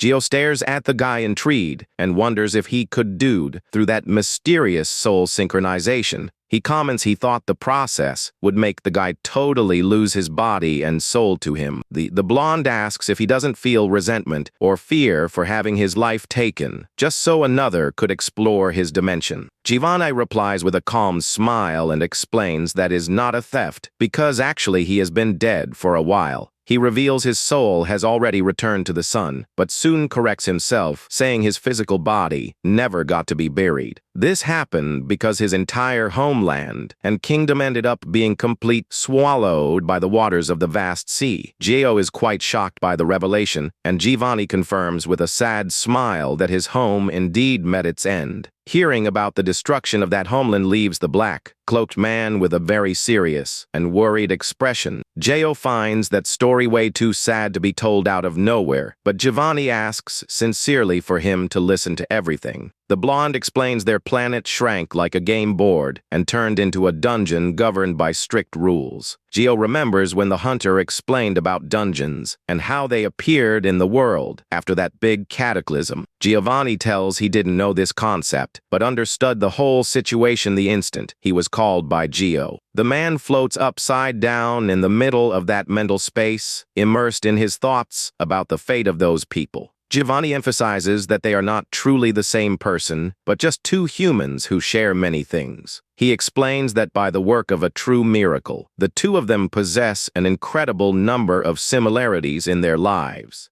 The blonde warns that from that instant on, his golden soul will merge with Gio's in a sort of reincarnation. He says that this way, he will be able to live inside the great divine source, creating new memories alongside his new companion. Gio hears that unfamiliar term and repeats the word very confused, without understanding what it means there. Giovanni smiles understandingly and guarantees that although it's a strange concept, the man already lives inside that source. He explains that although the people of Earth call that refuge the divine source, this is just the name given by humans. He concludes that actually no one in the universe is capable of knowing the real form or rules of that mysterious force. He states very humbly that his soul merely answered the call to manage to align with his. He then makes a sincere request, asking if Gio could take good care of his old planet's sun god. Gio points at himself, extremely confused by such an important request coming from a spiritual entity. Gio considers himself just an ordinary human, incapable of carrying such a heavy burden, but Giovanni reveals he thought the same. The blonde explains that as his child, he worries because gods without devotees end up being forgotten by everyone in the world. Giovanni says that to help, it's enough for Gio to remember his father from time to time and chat with him sometimes. This way, Gio will also be able to borrow his immense divine power whenever he needs to use it in the real world. As a priest molded by sunlight, the guy guarantees this mission won't be a big hassle in his life. Gio compares the task to keeping a lonely elderly person company and accepts the job for having experience with volunteering.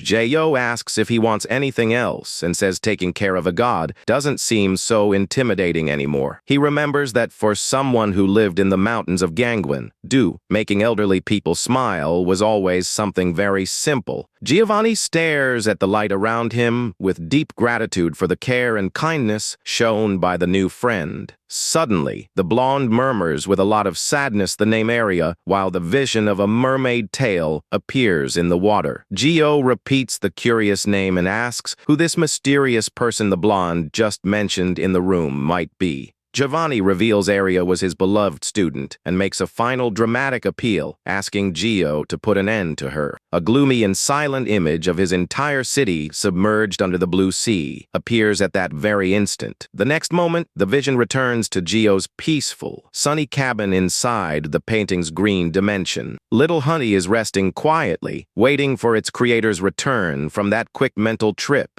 Gio reappears in his cabin room, wearing the long dark cloak and bends over, feeling the weight of that new fusion. A new mission pops up on the system panel, demanding to talk to the sun god and put an end to the Little Mermaid area. The little water bird flies to Gio with a very worried look upon noticing its companion's debilitated state. Gio tries to calm the little animal, but starts trembling intensely upon feeling absurd cold and terrible physical pain. While the system warns the assimilation rate is at 1%, he wonders whose terrible pain that could be. The vision of Giovanni trembling with cold pops up in his mind, showing that pain actually belonged to the blonde's past. Old memories show the blonde on the beach, short-chatting calmly with a black-tailed mermaid in the middle of the ocean. However, the creature reveals a scary face with sharp teeth, showing that cute mermaid was actually a monster. Giovanni cries tears of deep sadness upon realizing the terrible fate of his former student, who turned into a creature. Giovanni's portrait glows intensely, showing his story is now part of teacher Gio's own soul. The guy cries on his knees on his bed, but states with all his strength that he doesn't regret his choices from the past. Crying hard, he declares he was extremely happy even while going through so many hardships on his journey through the world. The scene changes to the real world in the middle of the night, with a blinking street light on an empty street in a big city. Guild employees walk down the sidewalk, chatting about the rumors and the new rules imposed by the association. Suddenly, the streetlight bulb goes out completely, leaving that entire stretch of the sidewalk in total darkness. The full moon shines intensely in the night sky, while a dark mist starts spreading silently down the street. In a guild office, a man with glowing rings types hurriedly on his laptop in the middle of the dawn. The guild master gives one of his calculating smiles, showing he is planning something very big for the future. He publishes an official notice ordering everyone to treat Gio like an ordinary employee and say their names if he asks. With a cold look, he closes the laptop, satisfied with having taken preventive measures to protect his valuable painting. The next day, all the hunters arriving at the large guild building start commenting on that bizarre notice. Several employees gather in the hallways, whispering scared, not understanding the real reason for that order. A group of hunters reads the statement on their cell phone and confesses they had never seen such a strange instruction in their lives. They realize the dark, cloaked man cited in the text is certainly the same ghost from the gallery's recent rumors. The guys get apprehensive and wonder if this mysterious dark, cloaked person is really a true human being. The long, green-haired girl comments the master wouldn't joke with official notices and tries to understand the situation.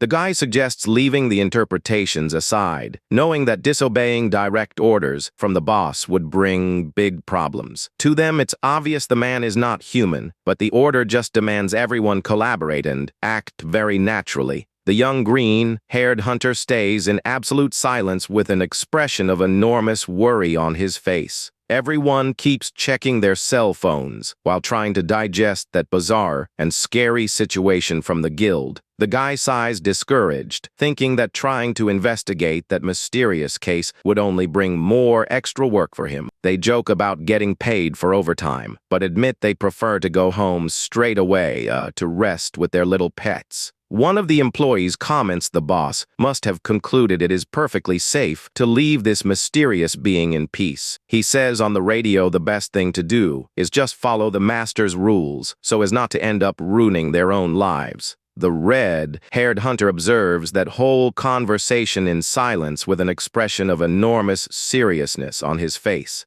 Meanwhile, the employees keep debating about the new rules without imagining the true danger behind everything. They comfort themselves by remembering the A-rank hunter is the main person responsible for dealing with Gio's mysterious portrait. The guard observes the scared girls and thinks he should pay for a good dinner for the curators as a form of compensation. The hunter praises the whole team's attitude and feels relieved for sorting things out without creating internal conflicts in the guild. The master laughs out loud, saying he loves the fact his employees hate extra work much more than death itself. He explains that putting limits on the employees will prevent Gio from getting irritated or causing some kind of internal confusion. The guy nods, thinking this can really prevent problems from happening inside the entire guild. He points out that to avoid panic among the population, they must make everyone believe Gio is a powerful S-rank hunter. The boss gets quite thoughtful, imagining how people would react upon seeing a new powerful hunter emerge out of nowhere. The guy remembers that nowadays famous hunters are treated like idols, and the news about him would spread fast. The hunter stares at his master seriously and confesses he actually thinks spreading this rumor would be the best thing to do. He explains that the dangerousness of an origin being drops drastically when its legend is reduced to a human level. The boss trusts his judgment for being a gardener and reveals he has already booked an entire hotel for monster tamers. He gives an insane smile, promising to handle any mess, and orders the guy to ensure a great outing for Gio. Hearing the words about handling smaller messes than a slaughter leaves the silver-haired hunter sweating nervously. He hopes from the bottom of his heart that no disaster happens, and that the two of them manage to finish that outing in total peace. The elevator door finally opens smoothly upon reaching the underground floor where the golden portrait is kept. He lets out a long, tired sigh, thinking his only option will be to count on the politeness and good manners shown by Gio. The hunter starts walking firmly toward the main hall, making the sound of his shoes echo through the hallway. Upon arriving, he spots the dark, cloaked man standing in the middle of the hall, waiting patiently for the start of that adventure. But suddenly the guy stops walking, totally paralyzed upon sensing something very different is happening there. He stares at the dark, cloaked man very attentively upon noticing in shock that Gio seems to carry a different presence today. Gio asked S with a slight smile if he kept him waiting too long, and the guy replies, all awkward, that he just arrived. The hunter widens his eyes upon noticing in surprise that even Gio's tone of voice seems to be completely altered today. That frighteningly perfect tone and all the suffocating pressure caused by the huge level difference have disappeared from him. Noticing the guy's astonishment, Teacher Gio explains with all calm that he decided to take some precautionary measures beforehand. The hunter is extremely surprised and curiously asks what kind of measure the powerful creature could have taken to go out. Gio tells that he adjusted his own presence so as not to scare humans and notes, satisfied that the plan really worked. 2 days after synchronization with Giovanni, the dark-haired man keeps taking care of his mission with a lot of affection. He gently strokes little Honey, who replies with cheerful sounds, showing total happiness beside its father. He reflects on the process of finding the compatible person and obtaining their free consent to start the fusion. He wonders if his true goal from now on is completing missions to reach total assimilation. The man notices progress is much faster when Giovanni's personality takes control of his actions. But even without forcing it, the system shows the assimilation assimilation rate is rising slowly and gradually to 4%. For Geo, feeling those distant memories brings the strange sensation of remembering his own past life. A wave of golden energy glows intensely, showing the Balan's emotions and memories are uniting with his. Geo discovers Giovanni was a man of a very kind and charismatic soul who always sought to bring peace to his entire kingdom. He was a good leader who valued above all the simple daily routine alongside all the people he loved most. The handsome golden portrait of noble Giovanni Batlan glows softly, sealing this deep union between the two individuals. Geo finds it curious to feel their minds working together and says regaining control of his actions is something very simple. He celebrates upon realizing the result of that synchronization happened exactly the way the system had predicted. But suddenly his stomach makes a loud sound of hunger, making little Honey look curiously at him at that instant in the room. He realizes that by merging with the blonde, he started feeling hunger, sleep, and even the need to use the ordinary bathroom. He has his breakfast thoughtfully, concluding that with these new needs, he will look like a perfect human being. Back in the present, Joe confesses with a slight smile that he is very hungry and asks if they can start the outing now. The silver-haired hunter recovers from the scare and politely asks his new companion to accompany him on the way out. He steps into the elevator surprised and can barely believe the plan to walk with the monster is really happening. The silver-haired hunter bites his lips and realizes in panic that he was worrying about the wrong thing. He notices in shock that Geo drastically reduced his own presence just to avoid crushing ordinary humans. He finds this act of weakening horrible and asks if Geo is okay, receiving a calm and quiet reply. The hunter remembers the gifts the creature distributes and reflects that this extreme generosity is also worrisome. He fears people with bad intentions might try to take advantage of that powerful man's kindness to gain benefits. The guy realizes the biggest problem is not Geo's actions, but how the other greedy humans will react. He observes from afar one of the guild guards who stares at the silent black, cloaked man's movements with curiosity.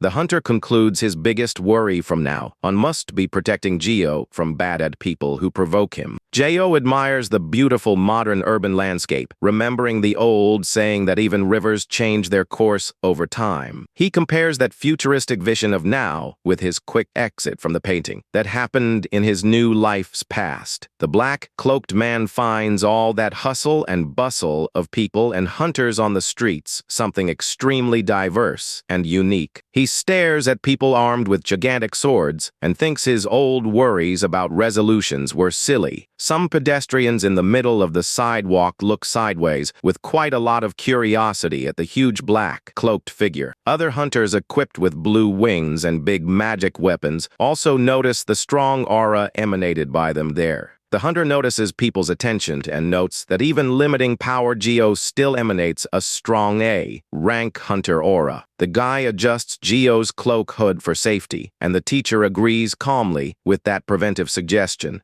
The hunter points to the flying train that will take them to the restaurant, and Geo praises that incredible invention of technology. From under his dark hood, Geo wonders reflectively if the real world could evolve so much in just 30 years. To pay the flying train fare, the silver-haired hunter extends his hand, handing his card to the man. He says very generously that Geo can use that unlimited card to buy absolutely everything he desires. Geo holds the unlimited card trembling nervously, without understanding the reason the guy trusts such a valuable object to him. The hunter asks calmly for him to just bring the card close to the digital reader, and Geo obeys, trembling with so much shyness there. Joe observes the almost empty flying train and asks his companion if there is any special reason for there being few people. The hunter looks away thoughtfully and replies in a relaxed way that it's nothing too serious to explain. He reveals directly the real reason for having few people using that transport is its abusive price. Gio laments the high price and comments, quite ironically, that capitalism really remains strong and very much alive in the world. Gio reflects that the social gap between rich and poor seems to have worsened drastically throughout all the past decades. The hunter looks at the watch on his wrist and counts that normally there tend to be about 10 people on the train at that time.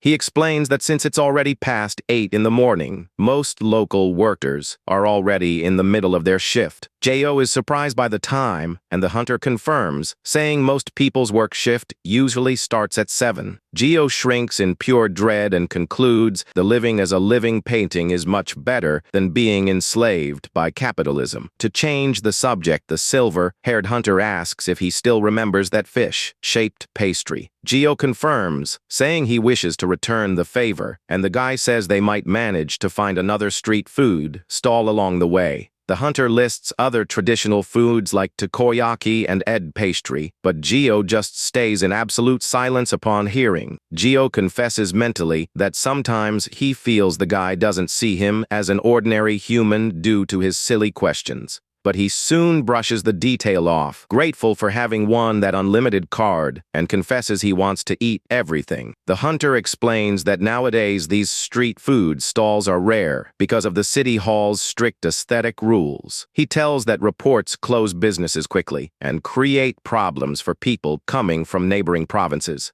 Gio is quite surprised by that revelation and notices there seems to be a very rigid social division among the people there. The hunter agrees hesitantly while the flying train continues moving forward silently in the middle of the buildings. He confesses thoughtfully that he doesn't know quite how to explain that simply, as it is the country's current social climate. He explains with embarrassment that modern society divides people by classes, where class 1 encompasses rich hunters. He shows that B rank or higher hunters always take the top of the pyramid as long as they haven't committed serious crimes. Next, Class 2 gathers all ordinary people who manage to live decently within the limits of the big city. The hunter explains Class 3 is reserved for outsiders who usually work in more distant provinces. Class 4 includes poor people living without registration and without any official government assistance. Finally, Class 5 houses the worst criminals in the country, who lose all their rights and can be killed upon being seen. Gio listens to all that bizarre explanation in silence, assimilating the terrible divisions existing in current society. He stares at the old buildings outside and asks if there is a truly plausible reason to divide people this way. The hunter explains that security against dimensional rifts and the high cost of defenses are the main reasons for all of that. The two walk toward a traditional restaurant, while Gio explains that some monster not defeated it at the beginning of the cataclysm decided to live on Earth. A colossal creature flies freely across the city sky, while the guy explains a large defensive wall was built around the urban limits for safety. They enter the cozy establishment, while the hunter explains the materials used in the buildings come from the monsters themselves to withstand strong attacks. The hunter lights the blue table fire and tells there are public officers taking care of security, and the large amount of hunters quickly resolves any incident. However, the situation is quite different in more distant provinces, where resources are extremely limited, and letting your guard down for a single second can cost your life. The guy grills the delicious meat and warns he chose that specific place on purpose because they don't use monster meat in any of their recipes. Gio is quite surprised and uncomfortable upon realizing common sense has changed so much that people now use monsters for everything from food to war materials. Upon tasting the food, he starts eating eagerly while reflecting on how the world became such a difficult and chaotic place in a little over 30 years. He happily savors the delicious grilled meat and feels that familiar flavor is the only beam of light left in the middle of all that dystopian society. Later, they walk near a beautiful clear water canal, and the silver-haired hunter comments the place stays quite warm, even being in the middle of winter. The guy explains the urban landscaping department used magic to keep the pleasant temperature and manage that entire environment like a big greenhouse. The Gio spots a cute little bird flying near the water, while the hunter explains anyone can walk there except Clive's citizens and monsters. The cotton bird lands on Gio's hand, and the hunt explains slaying some monster species completely lost their original hostility toward humans. The man stares at the little creature on his shoulder and notices some monster species simply evolved to manage to coexist peacefully in the current world. Several cute cotton birds start landing on Gio's head, leaving the silver-haired hunter enchanted to see how the creatures adore his companion. The guy suggests with a smile that Gio put his feet in the warm water to relax, and the dark, cloaked man asks hesitantly if that is really allowed there.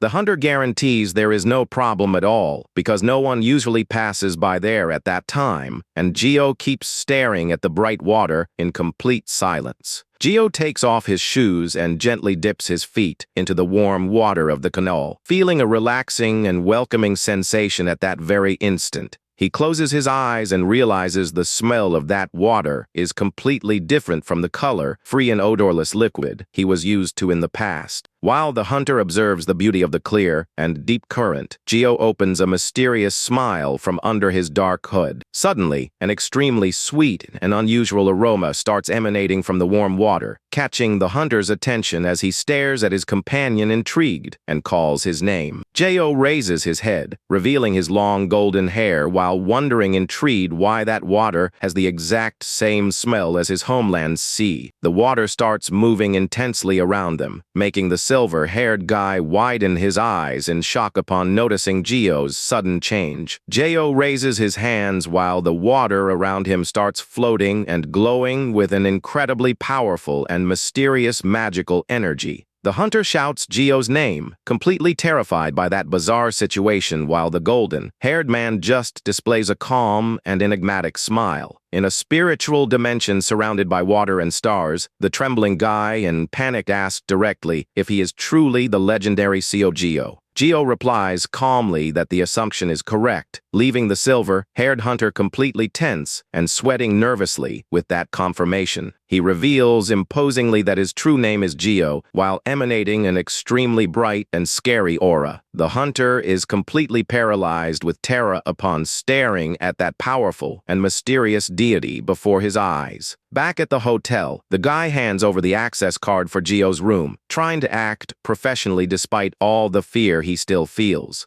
He warns that his room is right next door and sets the meeting time for dinner, while Gio agrees politely before entering his quarters. The guy forces a friendly smile, wishing a good rest before closing the door and leaving the mysterious guest finally alone in his luxury room. As soon as the door closes, the hunter collapses on the hallway floor, completely exhausted and out of breath due to the intense pressure he just endured. He trembles with dread upon recalling Gio's glowing eyes and realizes with total clarity that that colossal creature definitely was not a true human being. He reflects that Gio probably used the name Gio just for being in South Korea, trying to adapt to the lifestyle of the humans there. The hunter remembers he asked that question on purpose precisely to test the man's behavior and better understand his true nature. But the monster made a point of defining himself only as Gio, rejecting any human identity they tried to impose on his existence. The guy keeps leaning against the hallway wall, trying to calm his racing heart after getting so close to such an intimidating force of nature. He regrets lowering his guard just because the monster's spiritual level had dropped and concludes that creature can never be an ordinary human. To him, it's obvious Gio is just a scary force of nature imitating human appearance to manage to walk freely through the world. The guy throws himself onto his room bed, trembling with fear, and confesses to himself that whole situation is extremely scary and dangerous. Meanwhile, in the other room, Gio is living a completely different and much calmer reality alongside his little companion. Gio admires the beautiful city view through the 45th floor window while little Honey makes funny noises complaining of hunger. He holds the glowing little animal with all affection and laments, not being able to feed it now, since he had to bring it inside the hotel hidden from everyone. Gio throws himself onto the soft bed happily and promises that as soon as they return home, they will prepare a delicious sweet with the leftover syrup. While Gio relaxes without a single worry in his head, the hunter in his room thinks he might just be trying his best to imitate people. The guy looks at the watch on his wrist and silently prays that whole outing ends in peace and without any kind of serious incident. But as soon as he thinks about that, Gio reacts again upon coming into contact with the canal water that would take them directly to the reserved restaurant. The silver-haired hunter enters complete panic and screams desperately for his companion's name upon noticing what is about to happen on the boat. Gio ends up losing his balance and falling directly into the churning water, creating a huge wave of white foam around the moving boat. The silver-haired hunter holds Gio firmly to warn him that he is scaring the boat pilot. The pilot stares at the two quite confused while Gio apologizes, explaining he acted that way out of pure curiosity. The guy confesses he was very scared by the possibility of Gio simply jumping off the moving boat into the water. The young man says he just worried about his safety, and Gio thanks him politely for his companion's understanding. The hunter stares at Gio with a very tense and thoughtful look while trying to recover from all that sudden scare. He asks if Gio likes the sea very much, and the dark, cloaked man is surprised by that unexpected doubt from the guy. The hunter explains the canals were created to drain seawater that rose due to the region's aquatic monsters. He remembers the previous outing and says he got curious to know if Gio has any preference for the sea's salty aroma. Gio stares at the guy thoughtfully and replies calmly that actually he doesn't like the ocean all that much. However, the dark-cloaked man pauses briefly in his speech, seeming to remember something very important from his past. He reveals with a discreet smile that actually Giovanni Batland's soul living in him seems to like the sea a lot.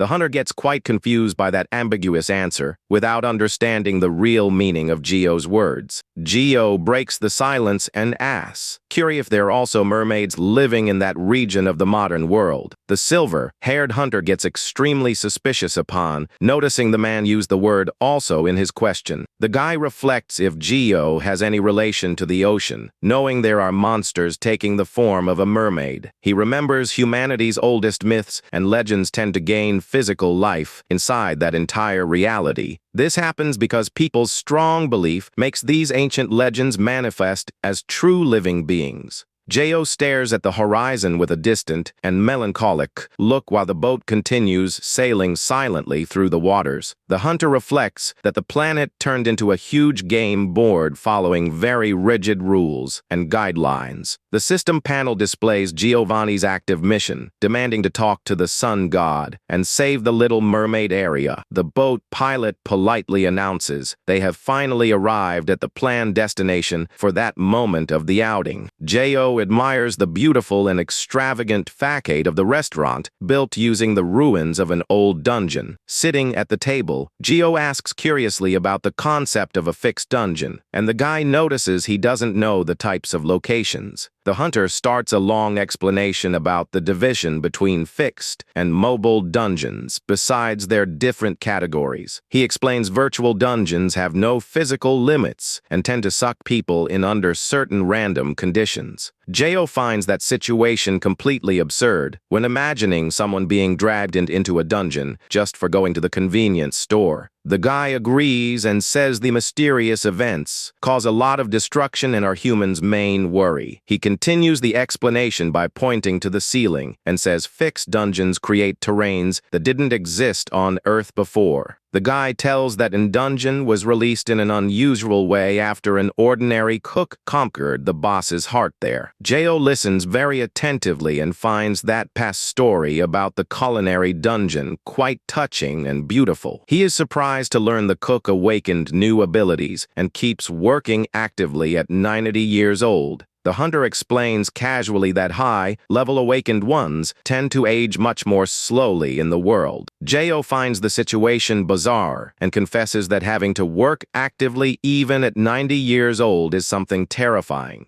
The guy explains dungeons remaining on our planet, even after being completed, are called villa dungeons. Finally, he describes entrance dungeons functioning as direct passages to other dimensions packed with dangers. The silver-haired hunter rests his chin on his hand with a slight smile and asks if his companion enjoyed the meal. Geo reveals lunch was excellent and tells that fine moment made him recall meals with his disciples. The guy stares at the golden-haired man's cheerful face and displays a friendly smile, showing happiness for the moment. But he soon worries about neighboring customers, whispers, and prays Geo manages to disguise his presence better. The hunter suggests leaving there soon and proposes visiting the traditional Gyeongbokgung temple to continue the sightseeing tour. Geo hears the name of the old historical place in silence, seeming to rescue valuable and cherished memories in his mind now. He recalls the old school trips he used to make to that beautiful palace, accompanied by all his students. He wonders with a lot of nostalgia if his children are living well in the middle of all that new reality of the planet. Meanwhile, a hooded boy walks down the sidewalk, remembering that from a very young age, he could see very bizarre things on the street. He tries to point out the strange invisible being to his green-shirted friend, who asks confused if that could be a monster. The hooded boy stares at the horizon scared and decides to disguise the situation, saying he must have been mistaken about everything, but actually a gloomy creature of dark smoke and sharp teeth was floating right before his eyes in that location. He recalls some of these mysterious entities used to assume an appearance very similar to a human being, but the young hunter knew very well those gloomy creatures had absolutely nothing to do with animals or plants. While the young hunter walks with his sword, people on the street whisper about a terrible fire that took several lives.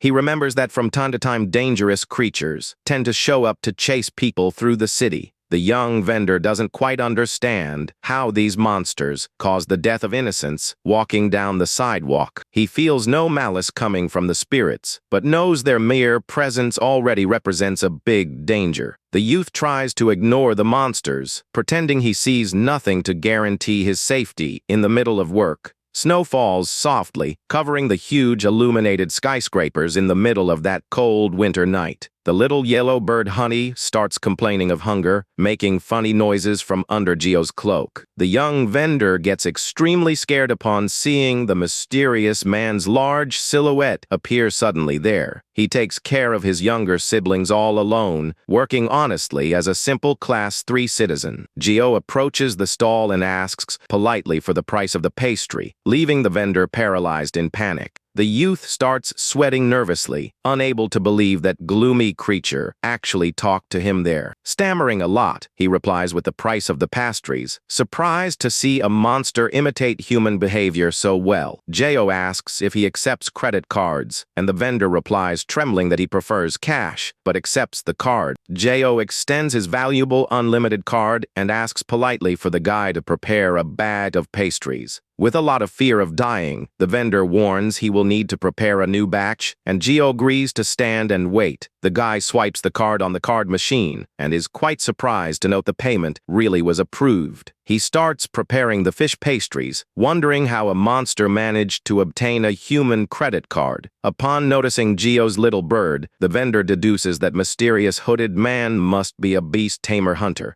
Even so, he feels a terrible chill down his spine upon noticing the bird emanates a very scary energy. The vendor realizes in panic that cute appearance of that glowing creature is actually just a terrible disguise. He finally finishes preparation and hands over the bag full of hot pastries with hands trembling nervously. Geo thanks him with a lot of kindness and reaches out his hand to deliver a mysterious gift as a form of appreciation. The vendor is completely shocked to see the hooded man leave a glowing jewel and apologize for the scare. Geo asks him to accept the big precious jewel as a reward for having interrupted the stall's cleaning at night. The vendor tries to refuse timidly, but the hooded man turns around quickly and starts walking away from the stall. Geo keeps walking calmly and silently in the middle of the snow, leaving the empty downtown street behind him. The red fish pastry stall remains completely lonely in the middle of the extreme cold of that big modern avenue. The young vendor falls to his knees on the stall floor, crying out of sheer relief for having managed to get out of that encounter alive. He remembers he always believed he would have a tragic and inexplicable end ever since he started seeing bizarre things on the street. The youth cries curled up, thinking his terrible final day of life really had arrived with that mysterious man. Suddenly, a strange sound echoes from behind the pastry stall, startling the vendor who remains curled up on the floor. He raises his head, sweating from the cold upon noticing the bizarre danger hadn't gone away from near his stall after all. Colossal black dragon head emerges from the shadows, opening its huge jaws right above the guy's head. Gigantic creature takes a big bite out of the vendor's head, who stays totally paralyzed in panic at that very instant. The dragon keeps snapping at the guy's head, who trembles with dread, unable to understand the reason for that bizarre attitude. Suddenly, the dragon turns back into the small, cute, yellow bird, leaving the vendor completely shocked and traumatized. Little bird Honey flies happily toward the night sky, leaving the poor worker alone and scared there. The vendor observes the empty street from afar and concludes he will need to find another spot to sell his pastries tomorrow. The next day, the sightseeing tour routine continues normally through the big city with the start of a new sunny morning. The silver-haired hunter and Geo approach the stall to buy fish pastries, leaving the vendor in shock. The guy displays a forced and desperate smile upon noticing the world is too small to run away from that hooded man. The vendor tries to disguise the panic upon noticing today the mysterious dark, cloaked man is accompanied by an elite hunter. He stares at Geo very seriously and asks with a nervous, trembling voice if he really works as a beast tamer. Geo makes a polite bow, thanking him for today's early meeting, and the silver-haired hunter reacts very surprised. The hunter gets confused upon learning Geo went out alone at dawn without warning, and Geo explains he was just looking for honey. The vendor panics upon concluding the hooded man really is a dangerous being controlled by the elite association. The hunter tries to disguise the situation with a tense smile and asks the vendor if anything bizarre happened yesterday. The youth cries nervously and tells that, after he bought the pastries, the little yellow bird did something very scary. He reveals, terrified, the bird suddenly turned into a huge, gloomy monster and bit his head twice. Hajeo gets completely embarrassed and starts sweating coldly from under his hood upon realizing his bare secret was exposed. The silver-haired hunter stares at Geo with a scarily furious look, demanding a good explanation for that attitude. Geo looks with regret and offers deep apologies to the worker, asking if he ended up getting hurt. The guy smiles and says it didn't hurt at all, looking just like a joke, but Geo keeps apologizing for his son. Geo reveals his beautiful golden hair and offers to examine the guy's head, explaining that he is a doctor. The silver-haired hunter widens his eyes and becomes completely paralyzed with shock upon hearing the word doctor. He observes the portrait thoughtfully, remembering he never imagined the former owner of that body could have been a doctor. J.O. gives a lovely smile while his long golden hair shines under the moonlight in the middle of that cold street. The young pastry vendor stares at the mysterious man timidly while receiving his affectionate examination touch. In a dark and distant alley, elegant high-heel footsteps echo across the floor, while a mysterious voice finds something strange. A beautiful woman with long blue hair walks down the empty alley, lamenting that the trail suddenly disappeared from there. The beautiful mermaid with sharp claws wonders intrigued if someone ended up removing the target she herself had chosen. She notices that not even the priests know how that young priest vanished without leaving any sign of a struggle at the location. The mysterious creature displays a wicked smile, revealing that her group's real plan was to sabotage the Sun Festival. She looks at her own feet surrounded by energy and laments that the target needed for the plan has disappeared. She stares at young Iser dressed in white and warns she will need his help to carry on with her cruel plans. The boy with a gloomy look and pointy ears promises firmly that he won't disappoint his mistress by any means. The terrible mermaid mermaid gives a scarily monstrous smile and asks the youth to relax since everyone is there to have fun. The macabre presence of the creatures vanishes quickly, leaving that dark alley in complete silence again. Back at the stall, Gio's hands start to glow, and the vendor feels an extremely comforting warmth on his head. Gio explains with a gentle smile that he just cured a small scratch to prevent him from catching any kind of illness.